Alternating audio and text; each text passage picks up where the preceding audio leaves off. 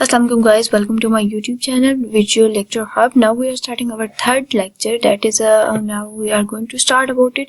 Okay, तो इस lecture में हम स्टार्ट करने से पहले मैं आपको कुछ जो चीज़ें थी हम लोग पीछे पढ़ चुके हैं वही चीज़ें जो हैं वो इस लेक्चर पे रिपीट हो रही हैं, लाइक हेडिंग्स होगी, पैराग्राफ्स होगी। हम पीछे लेक्चर्स में इसके बारे में नॉलेज और इन्फॉर्मेशन ले चुके हैं। तो लेट्स इसके लिए हम आगे चलते हैं। आपको पता है कि हॉरिजॉन्टल रूल क्या होता है कि हम हॉरिजॉन्टली सारा जो डाटा है वो लिख रहे होते हैं। इसी के साथ साथ जो हमारे पास हेड टैग है, हेड टैग किसके लिए यूज़ हो रहा होता है ये भी मैं आपको बता चुकी हूँ कि हेड टैग जो है हमारे पास मेटा डाटा और डिफरेंट टाइप ऑफ हेड हमारे पास यूज़ करने के लिए होता है। टाइटल टैग भी हम कर चुके हुए हैं। यहाँ से स्टार्ट होता है। पहला टैग है मेटा टैग। हमने ये देखा था कि हेड टैग में हमारे पास एक मेटा टैग यूज हो रहा था, राइट, लाइक यहाँ, ठीक है।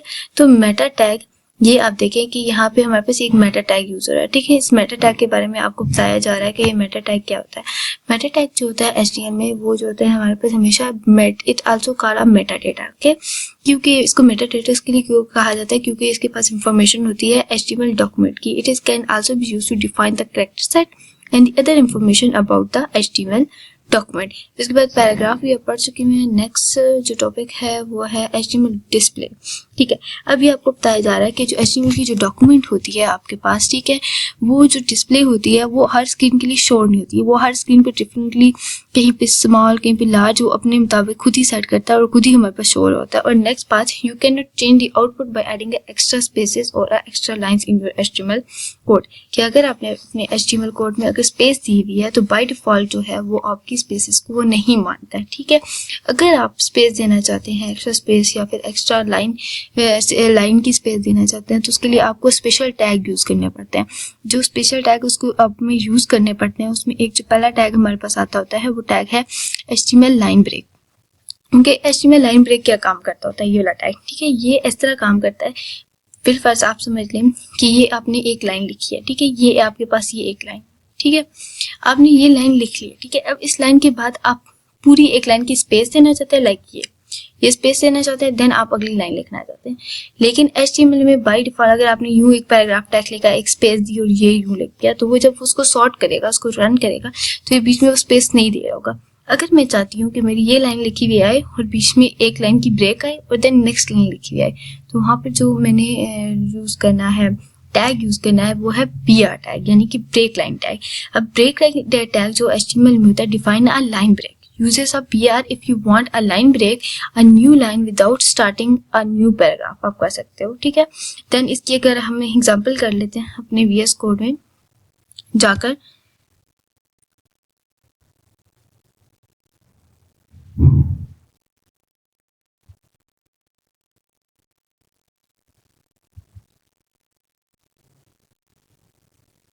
ओके,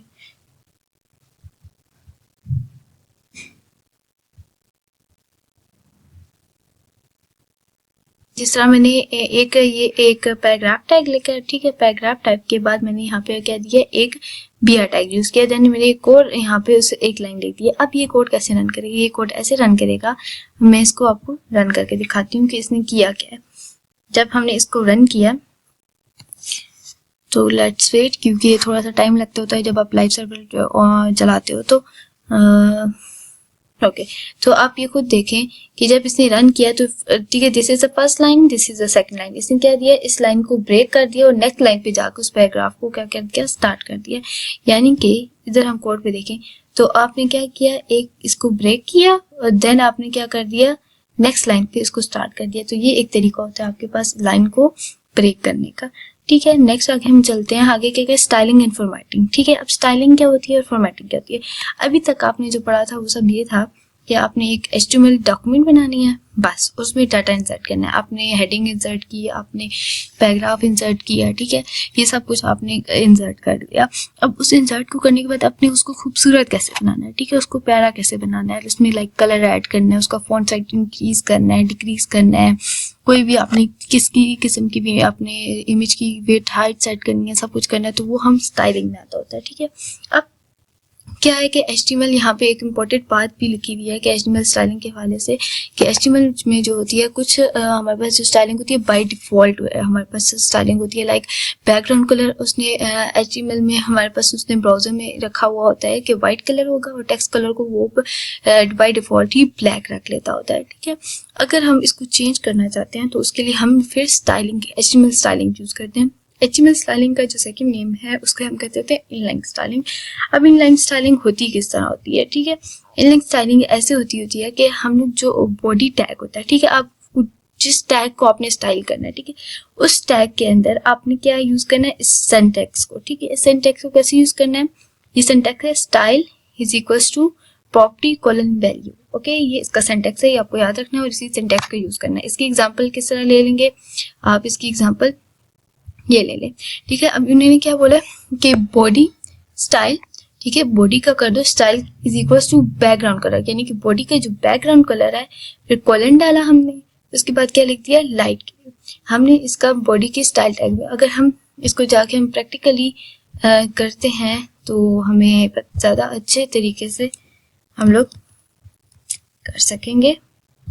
हम अपने जाते हैं VS कोड में और यहाँ पे हम इस पैराग्राफ टैग के अंदर ही इस टैग के स्टाइल टैग को हम जो है वो यूज कर देते हैं। ओके, ये हम इरेज कर देते हैं। ओके, सेव आपने इसको करना है एंड इसको आपने फिर ब्राउजर में जाके इसको रिफ्रेश कर देना। ओके, तो अब आप देख सकते हैं कि इधर यहाँ पे इसके बैकग्राउंड पे क्या आ गया है? ये लाइट ग्रे कलर का जो कलर हमने लिखा था, यहाँ पे क्या कलर लिखा था? Light grey. ठीक है, background colour set to light grey. अब सिंगल प्रॉपर्टी ही सिर्फ ये नहीं है कि आप इसका बैकग्राउंड कलर चेंज कर सकते हो, आप इसके और भी बहुत सारे जो हमारे पास स्टाइल्स हैं आप स्टाइलिंग कर सकते हो। पहले हम थ्योरेटिकली करते हैं, फिर हम प्रैक्टिकली हम भी यहाँ पर आकर इसको हम सेट करते हैं। ठीक है, जिस तरह टेक्स्ट का कलर आप सेट कर सकते हो। टेक्स्ट का कलर सेट करने के लिए आपने क्या सिंटैक्स उसका यूज करना है? सिंपल उसी तरह स्टाइल कलर रेड। ठीक है, जैसे यहाँ पे ये कलर किसका सेट कर देगा? ये जो हमारे पास टेक्स्ट का कलर होगा उस कलर को वो क्या कर देगा? रेड कर देगा। इसी तरह आपके पास जो है फॉन्ट स्टाइल है। ठीक है, फॉन्ट स्टाइल आपने सिंपल लिखना है। जिस तरह यहाँ पे हेडिंग 1 है उसके स्टाइल को क्या सेट कर दिया गया है?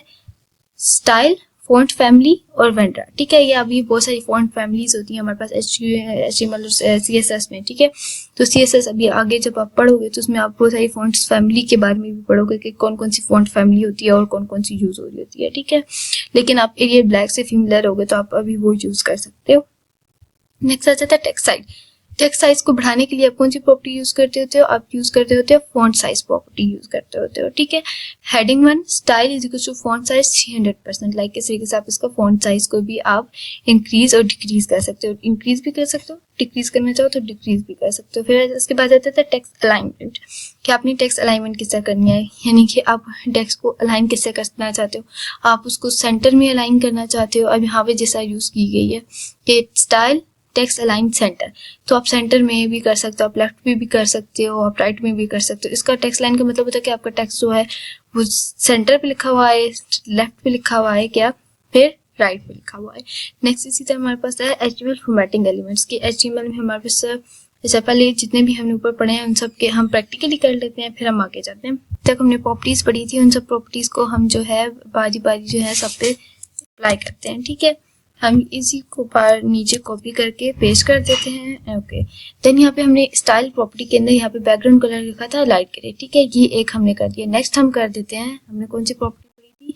हमने कलर की प्रॉपर्टी एक पढ़ी थी। ठीक है, अच्छा ये भी है कि आपने डबल कोट्स के अंदर style equals to double quote के अंदर आपने जो भी लिखना है आप लिखोगे। लाइक अभी हमने किसको सेट करना है? हमने कलर को सेट करना है। इसका आपने ये सेट किया, आपने कलर कर दिया। कलर हम अपने जो टेक्स्ट का वो हम अभी रख देते हैं ब्लू रख देते हैं बिल्कुल। ठीक है, हमने अपने टेक्स्ट का कलर ब्लू सेट कर दिया। ओके, नेक्स्ट हमने जो एक प्रॉपर्टी पढ़ी थी वो प्रॉपर्टी क्या थी कि हमने क्या करना था? हमने फॉन्ट साइज सेट करना। ठीक है, फॉन्ट फैमिली पहले हम फॉन्ट साइज चलो सेट कर देते हैं। हमने फॉन्ट साइज करने के लिए क्या फॉन्ट साइज को हमने सिलेक्ट किया और जो साइज हम देना चाहते हैं। ठीक है, मिसाल के तौर पे मैं अपना फॉन्ट साइज देना चाहती हूँ 500 पिक्सल्स। ठीक है, हम इसको 500 पिक्सल्स पे सेट कर देते हैं। अब हमने अपना फॉन्ट साइज इंक्रीज कर दिया। नेक्स्ट जो हमने प्रॉपर्टी पढ़ी थी वो प्रॉपर्टी हमने पढ़ी थी फॉन्ट फैमिली की। ठीक है, यानी कि फॉन्ट की क्या फैमिली है वो हमने सेट करनी है। उस फैमिली को यूज़ कर लेते हैं। हमने फ़ॉन्ट फैमिली सेलेक्ट की। अब आपके पास डिफरेंट तरह की फ़ॉन्ट फैमिली के आपको ये ऑप्शन में भी आ रहा है कि आप कौन सी यूज़ करना चाहते हो। ठीक है, मैं करना चाहती हूँ टाइम न्यूज़ रोमन सेलेक्ट करना चाहती हूँ। अच्छा, आप ये देखें, मैंने अभी जो सिलेक्ट किए हैं वो 3 पेयर्स में यूज़ किए हैं। पहले time new Romans, times and seraph. ठीक है, ये 3 आ रही है। तो ये 3 किसके लिए आ रही है, किस तरह आ रही है कि अगर कोई ब्राउजर टाइम न्यू रोमन्स को सपोर्ट नहीं करता तो वो क्या करते, टाइम्स को सपोर्ट करते। अगर टाइम को सपोर्ट नहीं करता तो फिर क्या कर दे, सेरेफ को कर दे, क्योंकि कुछ ब्राउजर्स होते हैं तो वो हर फॉन्ट स्टाइल को सपोर्ट नहीं कर रहे होते। इसके लिए हम एक साथ डिफरेंट फॉन्ट स्टाइल्स को लिखते होते हैं, ताकि फॉन्ट फैमिलीज को लिखते हैं ताकि एक को अगर वो सपोर्ट नहीं कर रहा तो दूसरे फॉन्ट को सपोर्ट कर लेगा, अगर उसको नहीं कर रहा तो तीसरे को सपोर्ट कर लेगा। तो इस वजह से हम लोग 2-3 एक साथ करें। नेक्स्ट जो हमने फॉन्ट प्रॉपर्टी पढ़ी थी, फॉन्ट अलाइनमेंट। ठीक है, जो टेक्स्ट अलाइनमेंट हमारे पास आती होती है। ठीक है, हम लोग यहाँ पे इसको टेक्स्ट अलाइनमेंट को हम अब यूज करते हैं। टेक्स्ट अलाइनमेंट हमने सिलेक्ट किया। अब हम कौन सा याद करना है, सिलेक्ट करना चाहते हैं। हम सेंटर करना चाहते हैं, एंड पे करना चाहते हैं, लेफ्ट पे करना चाहते हैं, राइट पे करना चाहते हैं। फिर फर्स्ट मैं अपनी जो है वो उसे सेट करना चाहती हूँ लेफ्ट साइड से। ठीक है, तो अब हम लेफ्ट साइड से करके देखेंगे। ठीक है, अभी आप तो सारी ट्राई कीजिएगा, जितनी भी टाइप्स होती है ना आप ट्राई करेंगे तो आपको उतना पता चलेगा कि कैसे होता है। हमने इसको सेव किया और सेव करने के बाद हमने इसको रन कर देना है। ठीक है, कोलैब सर्वर में जाएं, आप इसको रन कर दें। नीचे ब्राउजर पे जाके आप ब्राउजर को रिफ्रेश कर सकते हैं। तो आप सारे प्रॉपर्टीज को देखें। पहले आप ये सारे देख लीजिए हमने कौन कौन सी प्रॉपर्टी सेट की है। लाइक हमने बैकग्राउंड कलर सेट किया, हमने कलर सेट किया, फॉन्ट साइज सेट की, फॉन्ट फैमिली सेट की और टेक्स्ट अलाइनमेंट प्रॉपर्टीज जो है हमने सेट की है। हम ब्राउजर पे गए और हम ब्राउजर को क्या करते हैं, रिफ्रेश। ओके, देखिए हमारे पास ये सारी प्रॉपर्टीज जो है वो रन होकर आ गई हैं। जिस तरह आप ये देखिए, जिस तरह पहले वाले का हमने क्या सेट किया था, बैकग्राउंड कलर ये सेट किया था, तो हमारे पास ये सेट होकर आ गया। नेक्स्ट हमने क्या किया था, टेक्स्ट कलर सेट किया था, हमने ब्लू को सेट किया था, वो आ गया। थर्ड हमने क्या काम किया था, हमारे पास हमने थर्ड काम किया था, अपने फॉन्ट साइज को हमने क्या 50 पिक्सल्स पर हमने सेट कर दिया था कि जितना भी हमारा टेक्स्ट है, जो फॉन्ट साइज है वो 50 पिक्सल्स पर सेट कर दो। ठीक है, तो उसने क्या किया, सारे फॉन्ट साइज को क्या कर दिया, इंक्रीज कर दिया।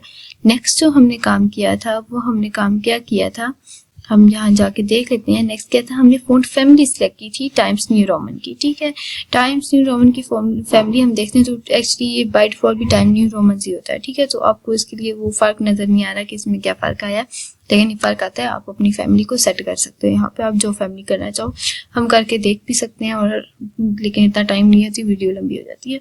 नेक्स्ट आ जाता है स्टाइल। हमने टेक्स्ट अलाइनमेंट क्या कर दी, लेफ्ट कर दी। ठीक है, लेफ्ट में ये लेफ्ट वाली तरफ आ रही है, हम राइट करते हैं। ठीक है, हमने राइट की, देन वी सेव इट।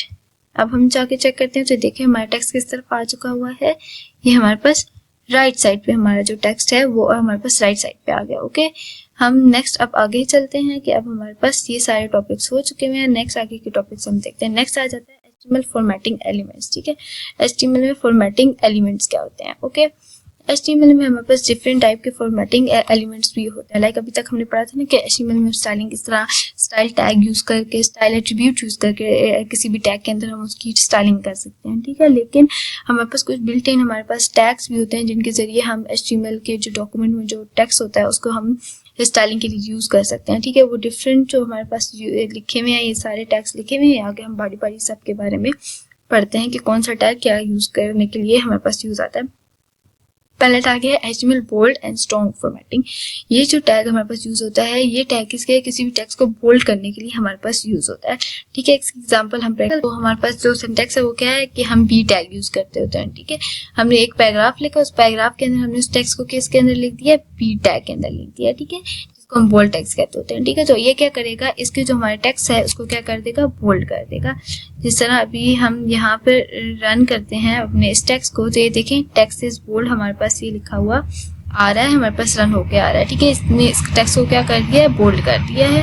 बस टैग आता है वो टैलिक और एम्फसाइज टैग होता है, यानी कि किसी भी चीज को टैलिक में अगर हम लिखना चाहते हैं या फिर उस टैग को हम बताना चाहते हैं अपने किसी भी पैराग्राफ के अंदर एम्फसाइज करके थोड़ा सा दिखाना चाहते हैं, तो वहाँ पे हम टैलिक टैग यूज करते हैं। टैलिक टैग जो होता है हमारे पास ये इस तरीके से छोटे आई के तौर पर हमारे पास रिप्रेजेंट हो रहा होता है। इस स्मॉल आई के अंदर हम रिप्रेजेंट करते हैं, इसका स्टार्टिंग और क्लोजिंग टैग दोनों होंगे अपने बात है। ठीक है, इसके बाद जो हमारे पास इसका सिंटैक्स है वो ये है। अभी इसको हम प्रैक्टिकली जाके करते हैं यहाँ पर। ठीक है, हमने यहाँ ये बॉडी के अंदर अपने टेक्स्ट के अंदर हमने लिख दिया। ठीक है, P, उसके अंदर एंट्री के इटैलिक टैग, एम्फसाइज टैग जिसको भी हम कहते होते हैं, वो दिस टेक्स्ट इज इटैलिक, यानी कि अब ये टेक्स्ट क्या होगा हमारे पास इटैलिक में लिखा हुआ आएगा।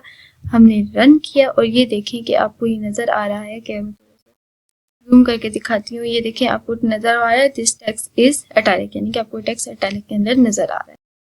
इसके बाद हम आपके पास आ जाता है HTML स्मॉल फॉर्मेटिंग, यानी कि ये टेक्स्ट स्मॉल फॉर्मेटिंग इसके लिए जो स्मॉल टैग यूज होता है, ये क्या करता होता है कि टेक्स्ट को स्मॉल करने के लिए, यानी कि जो उसका एक्चुअल साइज, उस एक्चुअल साइज से उसको क्या कहता है स्मॉल करने के लिए आपके पास ये वाला टैग यूज होता है कि आपने जो भी HTML का लिखना है आपने उसको स्मॉल टैग के अंदर यूज किया तो आपको स्मॉल लिखा हुआ। इसी तरह ये मार्क्ड है, पहले हम स्मॉल साइज को हम प्रैक्टिकल कर लेते हैं। देखें यहाँ पे VS कोड में आए हैं और VS कोड में हमने आकर जो टेक्स्ट है उसको हम पेस्ट कर देंगे। ठीक है, अब हमने ये देखें हमने उसी तरह इसको स्मॉल टैग के अंदर हमने जो अपना लिखा है वो हमारे पास स्मॉल में लिखा हुआ है। ठीक है, HTML स्मॉल फॉर्मेटिंग, जो स्मॉल टैग के अंदर जो भी है वो हमारे पास स्मॉल साइज में हमारे पास लिखा हुआ होगा। अभी हम जाते हैं ब्राउजर में अपने और हम इसको देखते हैं। ठीक है, अब आप देखो, ये देखो HTML स्मॉल फॉर्मेटिंग, यानी HTML जो हमने लिखा था और फॉर्मेटिंग जो था उनका फॉन्ट साइज तो सेम है, लेकिन जो स्मॉल को हमने स्मॉल टैग के अंदर लिखा था वो टेक्स्ट हमारे पास क्या आ रहा है स्मॉल लिखा हुआ आ रहा है। ठीक है, नेक्स्ट हम आगे चलते हैं। तो नेक्स्ट जो हमारे टॉपिक है वो HTML मार्क फॉर्मेटिंग। ठीक है, मार्क फॉर्मेटिंग किसके लिए यूज होता है, किसी भी चीज को मार्क करने के लिए यूज होता है। ठीक है, डिफाइन हाईलाइट, तो उसके क्या कहता है उस टेक्स्ट को क्या करता है वो हाईलाइट कर देता होता है। तो इसको अगर हम जाके अपने VS कोड में रन करते हैं तो आप इसको यहाँ पे आके नेक्स्ट देखें, हमने रन किया, सेव किया एंड देन हमने उसको देखा कि जो हमने मार्क किया था वो हमारे पास क्या आ रहा है हाईलाइट आ रहा है। इस तरीके से उसके बैकग्राउंड कलर आ जाता है और वो उसके टेक्स्ट को वो हाईलाइट कर देता होता है। नेक्स्ट हमारे पास जो है वो HTML सब्सक्रिप्ट, ये सब्सक्रिप्ट तब हमारे पास यूज होता है लाइक किसी भी चीज को अगर हम सब्सक्रिप्ट में लिखना चाहते होते हैं, इस तरह का होता है कि केमिस्ट्री के कोई फार्मूला आ जाते हैं, मैथमेटिक्स के कुछ फार्मूला आते हैं जिनको हम लिखना चाहते हैं, तो तब हम उसको कैसे लिखेंगे, तब हम लिखने के लिए जो हमारा सब्सक्रिप्ट फॉर्मेटिंग है इसको यूज करते होते हैं ताकि हम उसको ऊपर सब्सक्रिप्ट में हम उसको लिख सकें। ठीक है, तो हम रन करेंगे, देन हमने इसको सेव किया, अब रन किया तो अभी आप इसको देखेंगे कि हमारे पास सब्सक्रिप्ट में कैसे लिखा है this is subscript tag. Subscript tag क्या होता है, जो नीचे लिखा हुआ रहता है, तो बेस में लिखा हुआ रहता है। ठीक है, अब इस टेक्स्ट को उसने क्या कर दिया, इसके बेस में लिख दिया। ठीक है, ये आप अक्सर फार्मूलाज में जिस तरह केमिस्ट्री के फार्मूलाज होते हैं लाइक वाटर का फार्मूला होता है। ठीक है, आप वाटर के फार्मूले को इस तरीके से लिख सकते हैं, जिस तरह यहाँ पे मैं यहाँ पे वाटर का फार्मूला लिख देती हूँ। ठीक है, H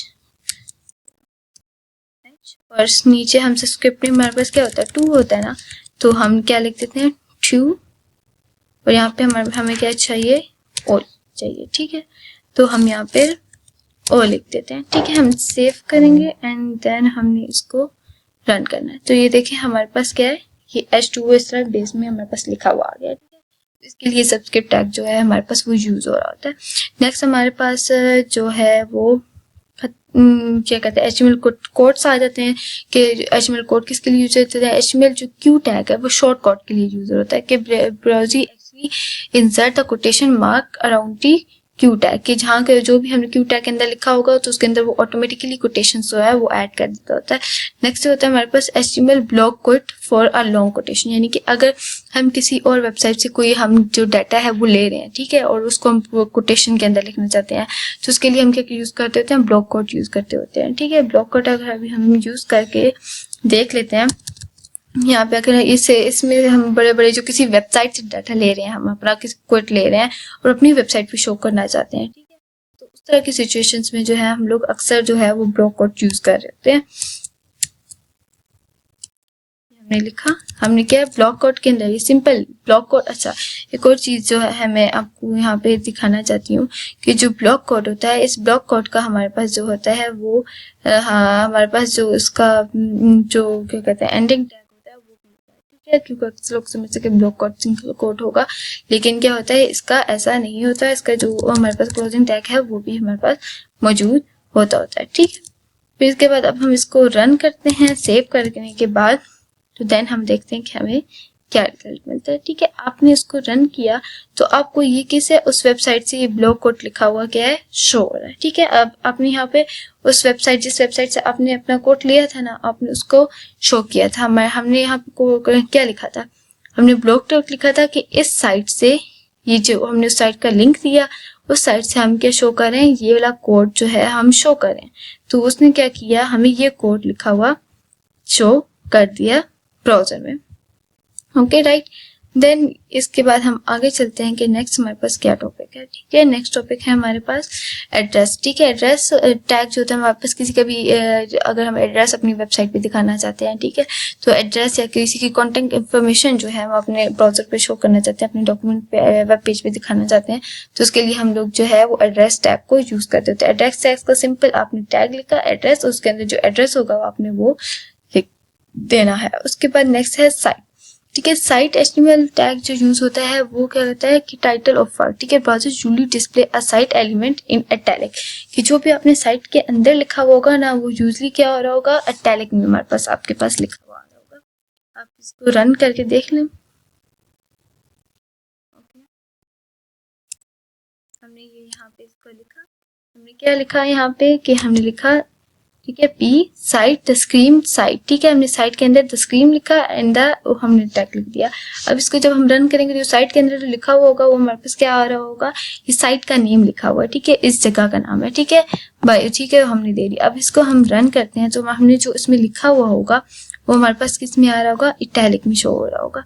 ओके, हम ब्राउजर में नीचे आते हैं और ये हमारे पास क्या है, ये जो साइट आपको नजर आ रही है, ठीक है, द स्क्रीन बाय एक्वर्ड मार्च। ठीक है, तो देखिए आपको स्क्रीन किस में नजर आ रहा है, आपको ये नजर आ रहा होगा कि ये इटैलिक में लिखा हुआ है। नेक्स्ट हम आगे टॉपिक पे चलते हैं, तो है, ठीक है, बाई डायरेक्शनल। ठीक है, ओवरराइड। ठीक है, बाई डायरेक्शनल ओवरराइड कब यूज हो रहा होता है, बाई डायरेक्शनल जो ओवरराइड होता है इसकी हम डेफिनेशन में थोड़ी सी पढ़ लेते हैं। बाई डायरेक्शनल ओवरराइड जो होता है एचटीएमएल कोड एलिमेंट है जो define a bidirectional override. ठीक है, जो बाई डायरेक्शनल ओवरराइड को डिफाइन कर होता है। If your browser support bidirectional override then the text will be written from right to left. अगर आपको ब्राउजर सपोर्ट कर रहा है तो हम जो आपका टेक्स्ट क्या होता है वो राइट से लेफ्ट की तरफ लिखा होता है। यूजुअली यूज हो रहा होता है अगर हम उर्दू लिखना चाहते हैं, तो इस तरह के केसेस में जो हम यूज करते हैं बाई डायरेक्शनल कोड भी कभी कभी यूज होता है।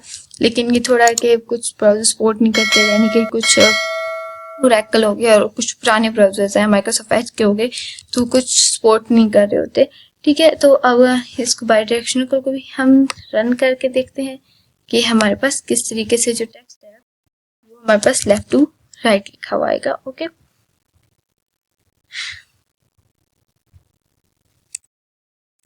हम यहाँ आए, हमने यहाँ पे लिख दिया कि bidirectional UTRL this text will be written from right to left, और फिर इसका हम बाई डायरेक्शनल, ठीक है, ओवरराइड का हमने क्लोजिंग टैग दे दिया। अब हम इसको सेव करके जब आप रन करोगे तो आप इधर देखोगे कि ये क्या होगा, आपका जो टेक्स्ट होगा वो कहाँ से लिखा आएगा, लेफ्ट टू राइट लिखा है, कि जितना भी टेक्स्ट होगा आपका लेफ्ट से राइट की तरफ जो है वो आपको लिखा हुआ नजर आ जाएगा। ठीक है, ये सारा उल्टा टेक्स्ट हो जाता है, ये बाई डायरेक्शनल, यानी कि डायरेक्शन को ये क्या कर देता होता है, ऑपोजिट कर देता होता है। तो यहीं पे हमारा जो लेक्चर है वो उसका इख्तिताम होता है और उम्मीद है अगले लेक्चर में मिलते हैं।